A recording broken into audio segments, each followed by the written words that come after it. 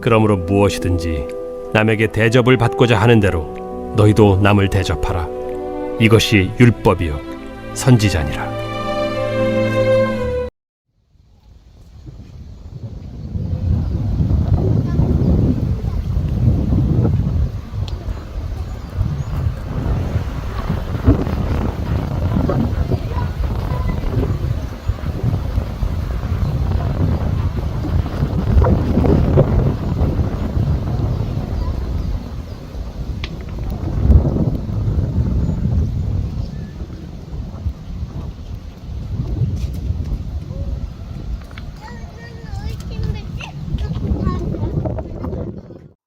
오늘의 본문은 비록 그리스도인들은 아니라 할지라도 전 세계에 있는 대부분의 사람들이 상식으로 알고 있는 유명한 성경 구절 가운데 하나입니다.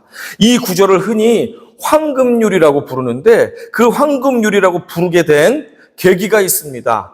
기원 후 3세기경에 로마 황제 세베루스 알렉산더는 비록 하나님을 믿는 사람은 아니었지만 그가 마태복음 7장 12절에 큰 감명을 받은 나머지 자신의 궁전의 벽에 이 말씀을 금으로 새겨 넣었다고 합니다. 그러면서 자신의 인생과 제국 통치의 제1원칙으로 이 마태복음의 말씀을 삼았다고 합니다. 그래서 사람들이 황금률이다, 황금률이다 이렇게 전해지는 말씀이 되겠습니다. 오늘의 본문 같이 읽어봅니다. 시작.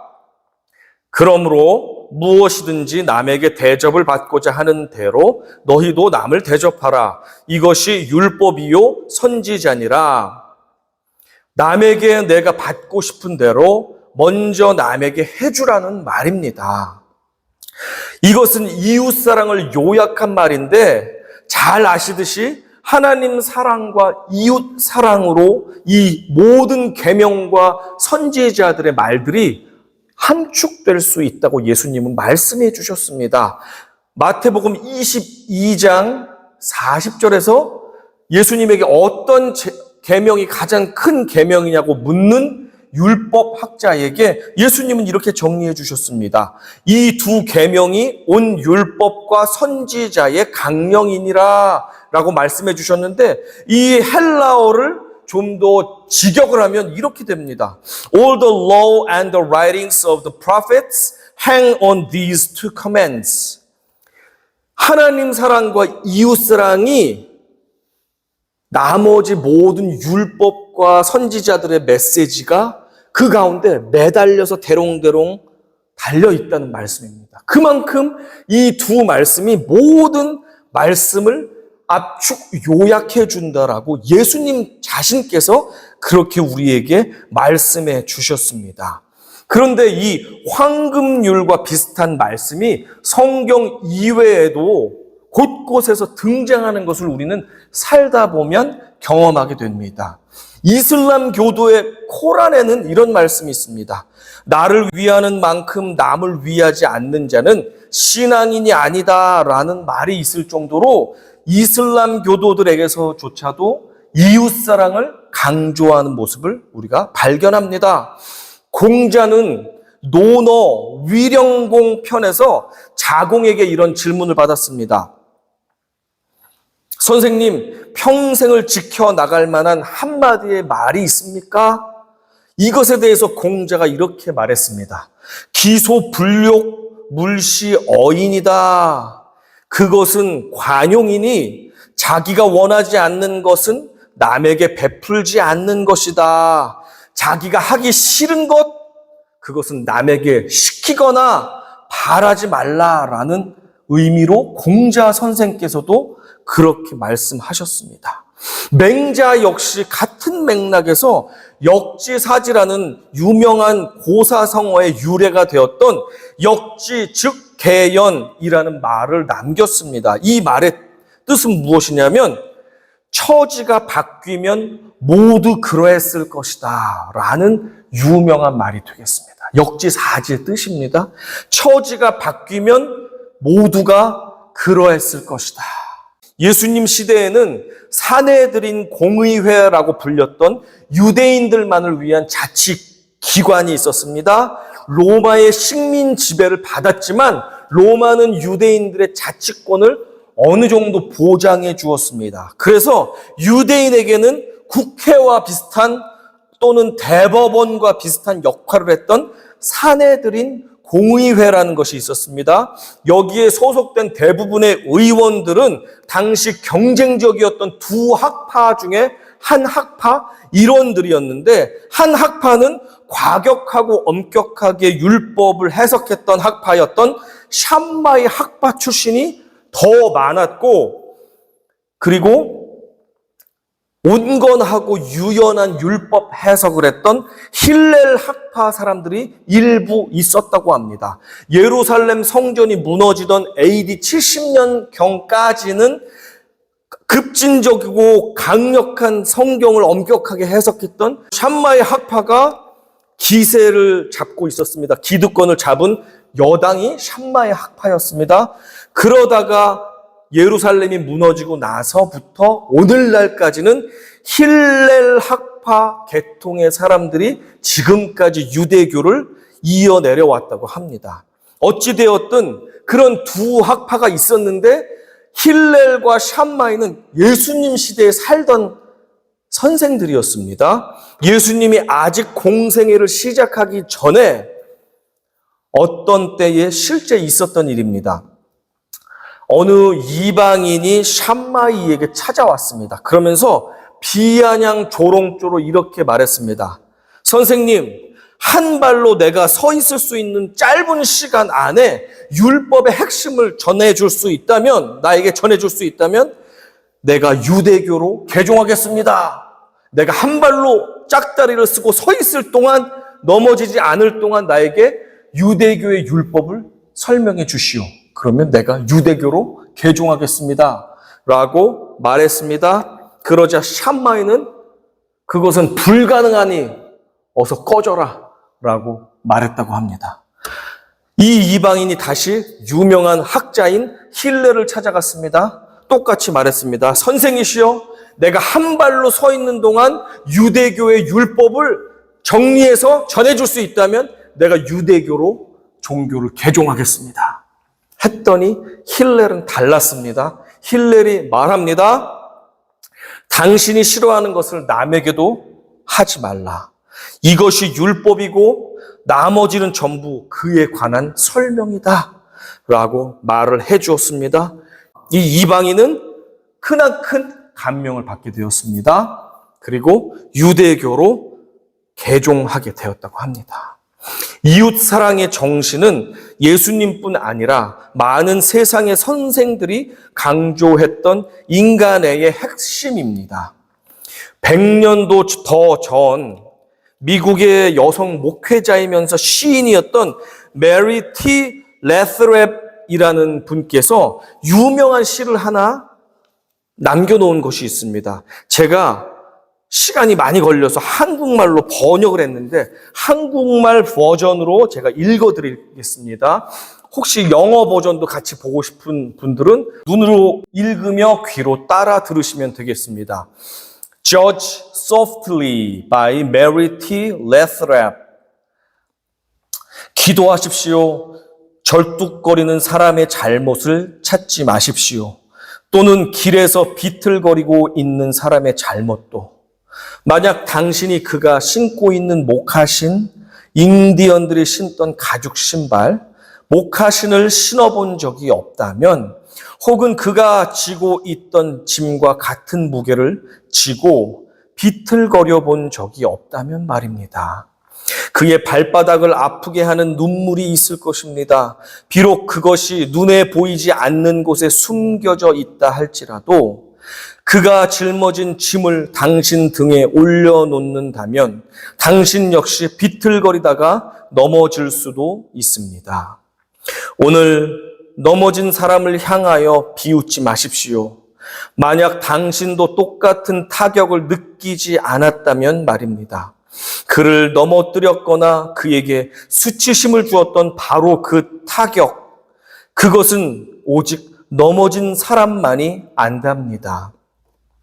당신은 강할지 모르지만 여전히 그 타격은 당신에겐 알려지지 않은 그만의 것이지만 아마도 같은 방식으로 그 타격은 당신 역시 비틀거리게 하다가 넘어뜨릴 수도 있을 것입니다. 죄 지은 사람을 너무 가혹하게 대하지 마세요. 아니면 독설이나 돌멩이나 멸시로 그를 때리십시오. 만약 당신에게는 지은 죄가 전혀 없는 것이 확실하다면, 그리고 당신의 마음속에 있는 것이라곤 오직 지혜와 사랑뿐이라면 말입니다. 당신도 알듯이 만약 유혹자의 목소리가 틀림없이 속삭이듯 당신에게 감미롭다면, 그가 길을 잃었을 때 그랬던 것처럼 당신 또한 비틀거리다가 넘어질 수도 있습니다. 그의 목화신을 신고 단 1마일만 걸어보세요. 당신이 상대방을 학대하고 비난하고 고발하기 전에 단 1시간이면 당신은 방법을 찾아낼 수 있습니다.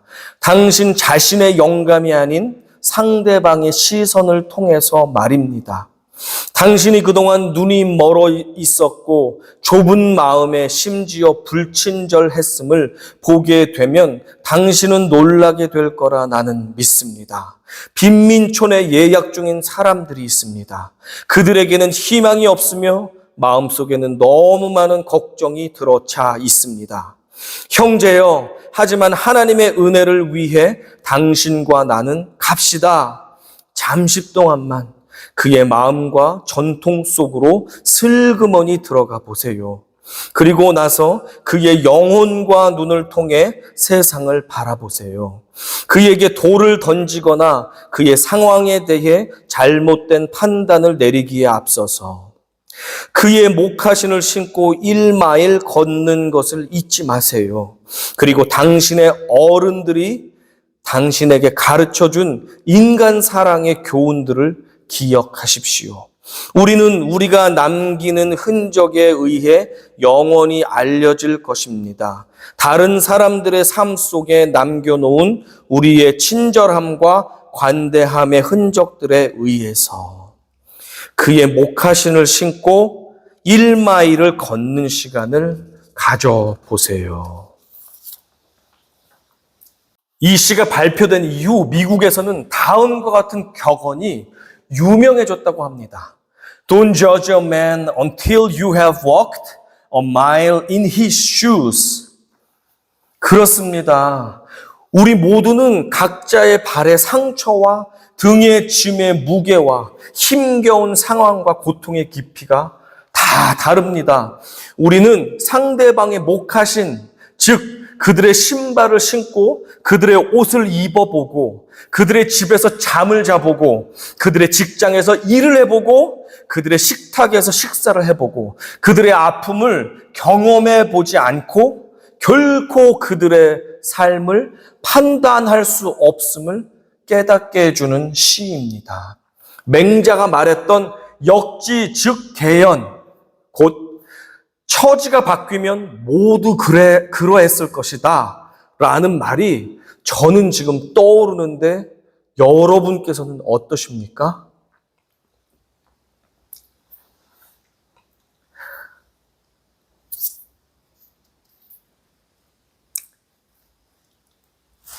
인생에서 크고 작은 비바람과 폭풍우를 견디고 이겨낸 사람들은 자신의 아픔이 심히 크고 고통스러웠기 때문에 다른 사람의 아픔에 대해서 함부로 재단하거나 논할 수 없게 됩니다. 그것은 함부로 논하고 비난한다면 그것은 2차 가해가 되기 때문입니다. 하지만 인생에서 자신만이 대단한 고난과 아픔을 통과했다고 믿는 미성숙하고 어리석은 사람들은 자신들이 다 겪어서 알고 있어. 남들은 나에 비하면 별 어려움도 없었어. 라는 교만함을 가지고 사람들을 판단하고 정죄하고 비난하기 일수인 경우가 많습니다. 하지만 주님은 분명히 지난번에 우리들에게 말씀해 주신 바 있습니다. 1절과 2절 같이 읽어봅니다. 비판을 받지 아니하려거든 비판하지 말라. 너희가 비판하는 그 비판으로 너희가 비판을 받을 것이요 너희가 헤아리는 그 헤아림으로 너희가 헤아림을 받을 것이니라. 결국 내가 들이댔던 높은 잣대로 반드시 내 인생에서도 나도 남들에게 똑같은 기준으로 판단받고 비난받고 조롱받고 멸시받게 될 텐데 우리는 그 날이 온다는 사실을 이해하지 못하고 생각지도 못하고 함부로 남을 비판하고 정죄할 때가 너무너무 많습니다. 혹시 남에게 비판을 받지 않는다 할지라도 마지막 날에 하나님께서 무서운 잣대를 가지고 나를 심판하실 텐데 하나님이 뵈는 게 없는 사람들은 함부로 사람들을 판단하고 정죄하기에 바쁩니다. 안타깝기 이를 데가 없습니다. 이 즈음에서 질문이 하나 떠오릅니다. 세상의 선생들도 남에게 받고 싶은 대로 너희가 남에게 행동하라라는 가르침을 주시는데 예수님이 말씀하시는 황금률과 뭐가 그렇게 다른가? 라는 질문이 들 수가 있습니다. 인간 선생들이 가르쳐주는 가르침과 예수님의 가르침은 많은 부분에서 비슷합니다.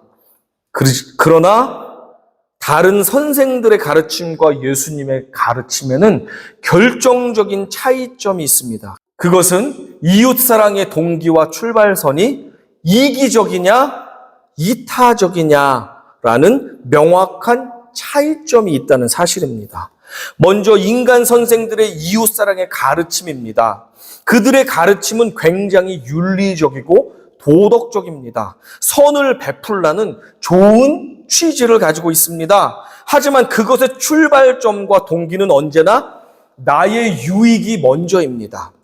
그래서 동양 철학의 대표자라 할 수 있는 공자가 말했던 내가 하기 싫어하는 것은 남에게 시키거나 바라지 말라라는 가르침 역시 다른 사람의 유익을 먼저 위함이 아니라 내가 상대방에게 피해를 주지 않으므로 나도 상대방에게 피해를 받지 않겠다라고 하는 이기적인 동기가 그 속 안에 숨겨져 있다는 사실을 우리는 발견할 수 있어야 합니다. 최근에 제가 한 달 동안 동양 철학 연구하시는 분에게서 개인 지도를 좀 받은 적이 있습니다.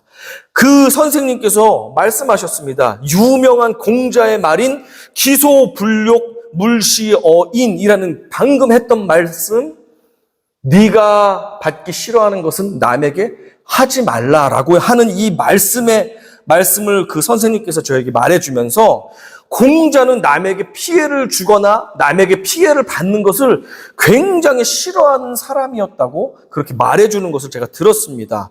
그러면서 이 선생님께서 노골적으로 말하기를 공자는 원래가 이기적인 사람이다라고 동양 철학가인 이 선생님께서 저에게 그렇게 말씀해 주셨습니다. 만약 우리가 인적이 드문 어느 대도시의 낯선 다운타운 뒷골목을 한참 걸어가야 하는 일이 생겼다고 해봅시다. 불안합니다. 언제 누가 나쁜 사람이 나올지 모르지 않습니까? 무서운 할렘가나 다운타운은 그렇게 해서 걸어가야 되는데 사람이 없다가 갑자기 저 멀리서 사람이 나에게 다가오는 행인이 있었다고 해봅시다. 우리는 어쩌면 평소보다 더 반갑게 그에게 말을 건넬지 모릅니다. How are you doing? 아니면 What a great sunshine, isn't it? 하면서 상냥하게 그에게 인사를 할지 모릅니다. 그러나 그 인사는 상대방이 반갑거나 아니면 상대방의 기분을 좋게 해주거나 그를 정말 걱정하고 위해서 하는 인사말이 아니죠. 그 인사말의 목적은 따로 있습니다. 그 인사말은 이 외딴 길에서 만난 이 사람의 정체가 무엇인지를 내가 알기 위해서 이 사람을 테스트해보는 말입니다.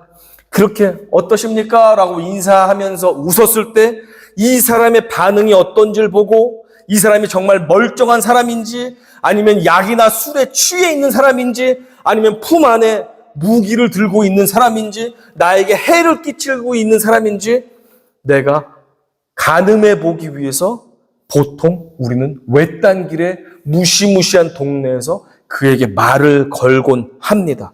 대부분이 그런 이유로 말을 걸곤 합니다. 나는 사실 그의 안부에 관심이 없고 그의 하루에 좋고 나쁨에 신경 쓰지 않습니다. 나는 이 무시무시한 다운타운을 빨리 걸어서 목적지로 가기를 원합니다. 하지만 우리는 이기적인 목적을 가지고라도 이웃 사랑을 위해서 말을 할 때가 많이 있습니다.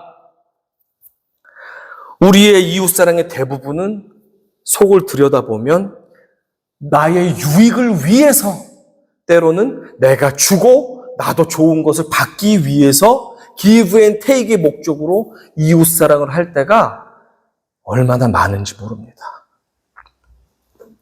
하지만 예수님의 가르침은 세상의 이웃사랑 가르침과 모양은 비슷하지만 그 질감에 있어서는 완전히 다르다는 사실입니다. 오늘의 본문 다시 읽어봅니다. 그러므로 무엇이든지 남에게 대접을 받고자 하는 대로 너희도 남을 대접하라. 이것이 율법이요 선지자니라.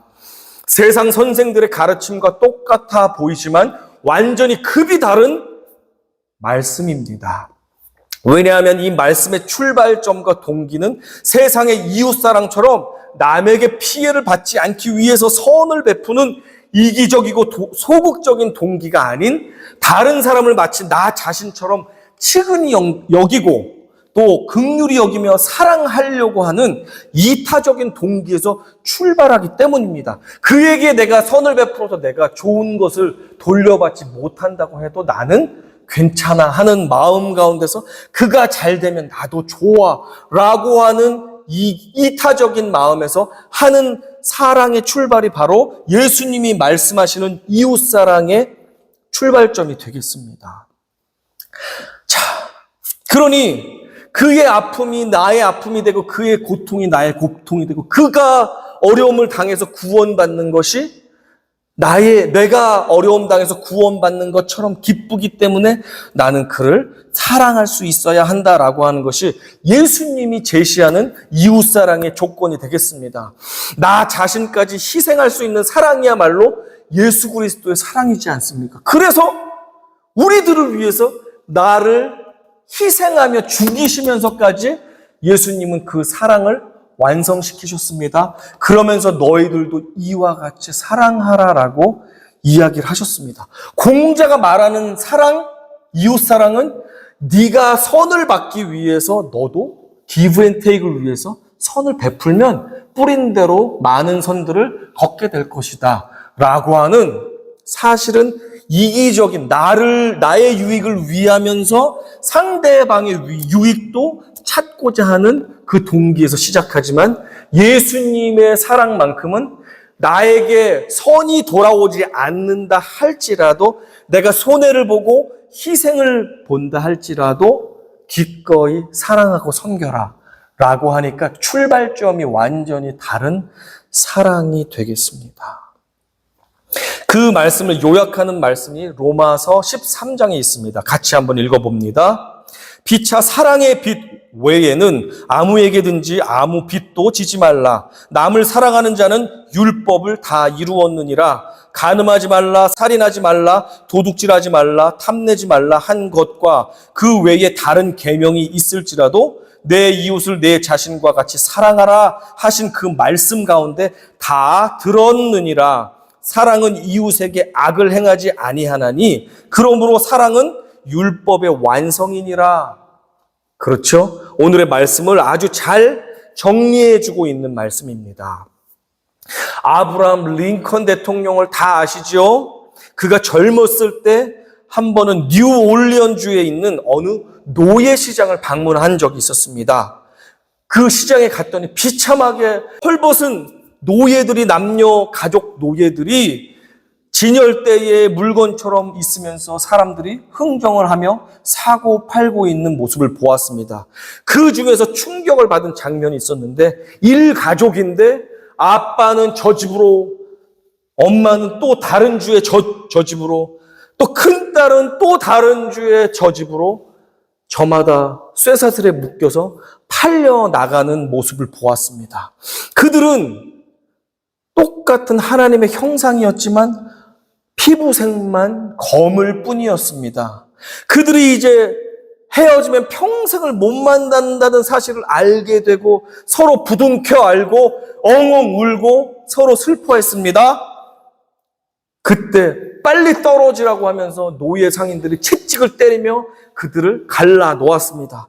그들은 비참한 마음 가운데 서로 영원히 헤어지는 이별을 갖게 되었습니다. 그 장면을 보면서 링컨의 마음 가운데 뜨거운 불 같은 것이 오르면서 연민의 마음이 끌어올랐습니다. 이것은 잘못됐다.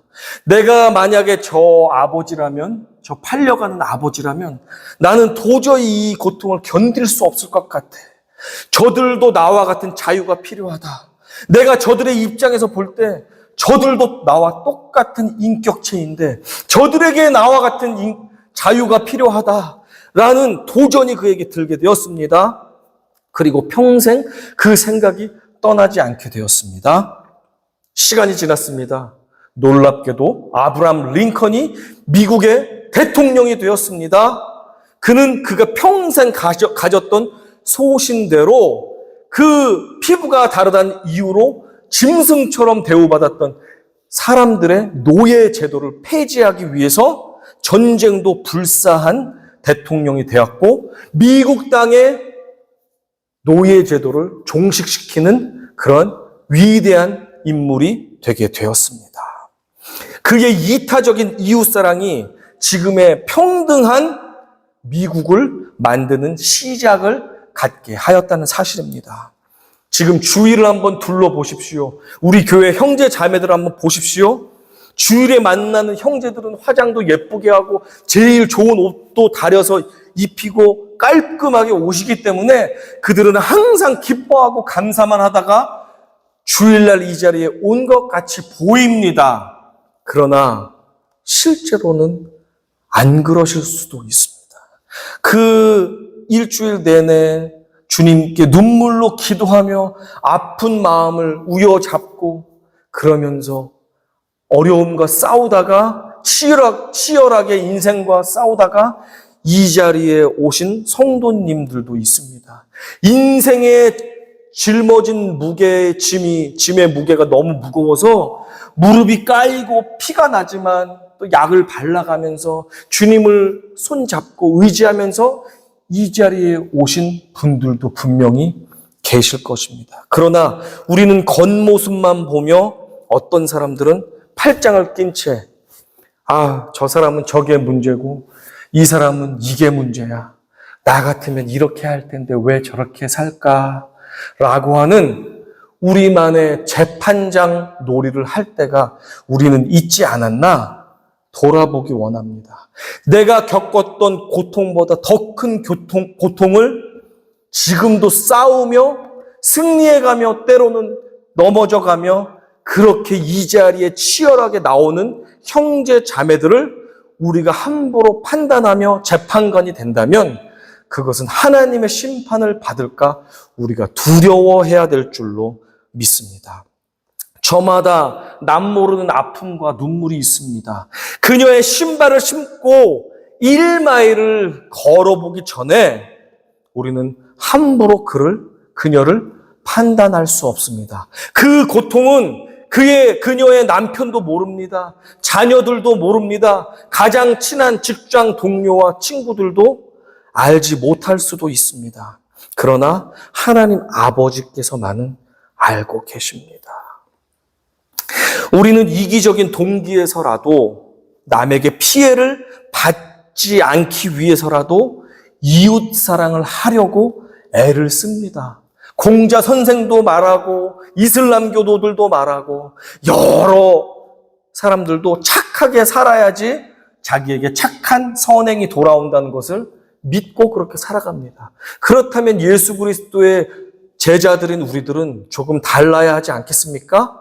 나의 유익이 아닌 상대방의 유익을 한 번 더 생각하면서 선을 베푼다면 우리는 다른 훌륭한 착한 사람들보다 한 차원 높은 예수님이 원하시는 그 선한 인생을 살아갈 수 있게 될 것입니다.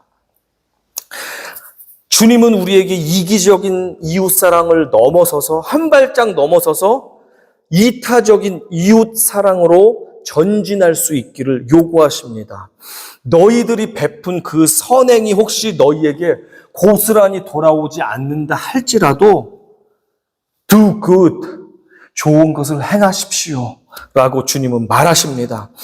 너희가 좋은 것을 행할 때 내가 반드시 차고 넘치게 갚아줄 것이다. 그러니 너희는 염려하지 말고 좋은 것을 그저 이웃들에게 행해라.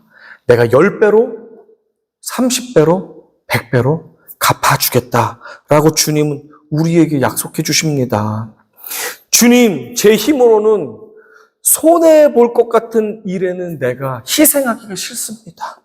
때로는 주님, 미움이 앞서서 저 사람까지는 내가 선을 베풀 자신이 없는데요 라는 마음도 듭니다.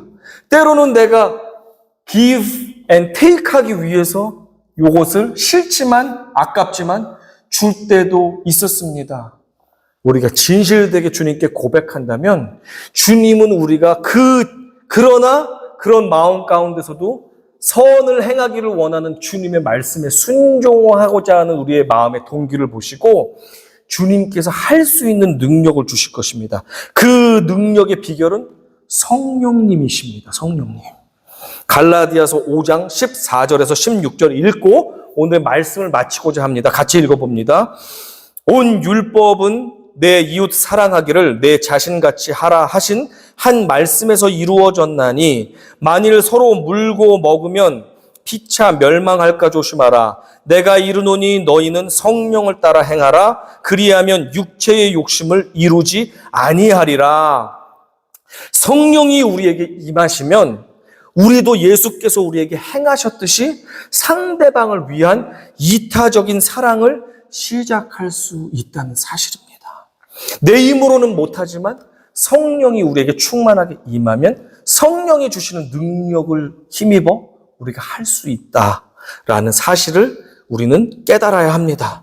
더 이상 나에게 유익이 되는 사람만 사랑하는 척, 베푸는 척, 아깝지 않은 척 하는 데서 머무는 것이 아니라 때로는 내가 주고 테이크가 없다 할지라도 기부하지만 이게 내가 다시 돌려받지 못하는 게 분명하다 할지라도 성령에 충만하다면 하나님의 진실된 은혜를 경험한다면 우리는 돌려받지 못해도 기쁘게 그에게 섬기며 하나님이 주시는 하늘의 보람과 은혜를 경험하게 될 것입니다. 이것이 정말로 진실된 그리스도인들의 삶의 보람이 아니겠습니까? 늘 계산적으로 얼마를 줬으니 얼마를 받아야 되겠다는 생각으로 산다면 그 사람은 정말 온전히 예수님과 성령을 경험했는지 우리가 의심해 보아야 합니다. 진정한 하나님의 사람이라면 내가 받은 만큼 돌려주는 이 세상 공자 선생님이 때로는 어떤 훌륭한 도덕 선생님이 말하는 것처럼 이웃사랑하는 것에 머물 수밖에 없지만 예수님의 사랑을 진정 경험한 사람이라면 내가 100을 주고 30만 받는다 할지라도 오히려 100을 주고 마이너스 50을 경험한다 할지라도 우리는 그 영혼을 사랑하는 마음으로 진실되게 기쁨으로 우리가 사랑을 실천하고 손해도 볼 수 있게 된다는 사실을 기억합시다. 우리 아버지 하나님 우리에게 정령 손해가 된다 할지라도 때로는 저 형제가 사랑스럽지 않다 할지라도 아버지께서 원하시는 그 사랑, 그 형제를 나와 같이 대입시키면서 나를 사랑하듯이 저 형제 자매를 사랑할 수 있는 넉넉한 성령의 마음을 저에게 부어주십시오. 그래서 정말 하늘의 축복을 넘치도록 받는 하나님의 자녀들로 우뚝 설 수 있는 아버지 사랑을 나누는 우리 교회 성도들 다 될 수 있도록 복의 복을 허락하여 주시옵소서. 그 하늘의 비밀과 능력을 경험하는 우리 축복의 자녀들 되게 하여 주시옵소서. 이렇게 소망하며 나아가는 우리 모두가 되기 원합니다.